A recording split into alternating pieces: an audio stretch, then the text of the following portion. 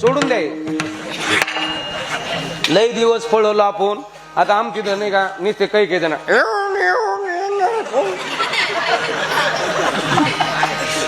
साहेब म्हणले तू फक्त आपला प्रचार कर, तो पोरग चिटकून देतो. ते म्हणे बर. मतदान झालं.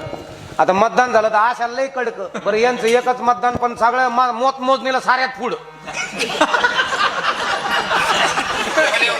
तू काय आला तू?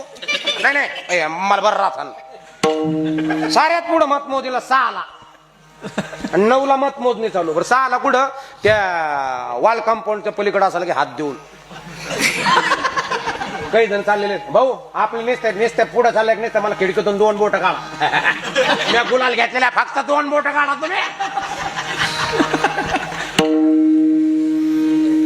सकाळी 3ला निकाल लागला तर चहा नाही वडापाव नाही काहीच नाही. नुसता खिडकीकडे असा त्या कंपाऊंडला असा त्याला भाले बिले होते.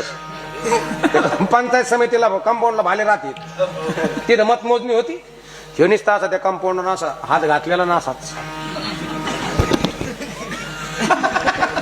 आणि त्या कार्यकर्त्याने फक्त खिडकीतून 2 बोट काढले. ते आले भालाच घुसला.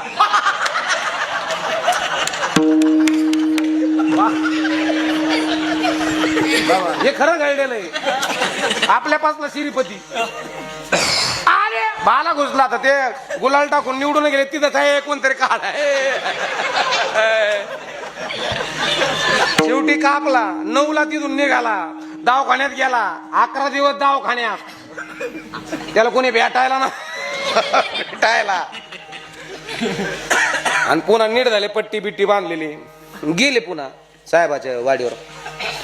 साहेब म्हणे कोण आहे तू? ते म्हणे मी. तू कोण? तू कोण?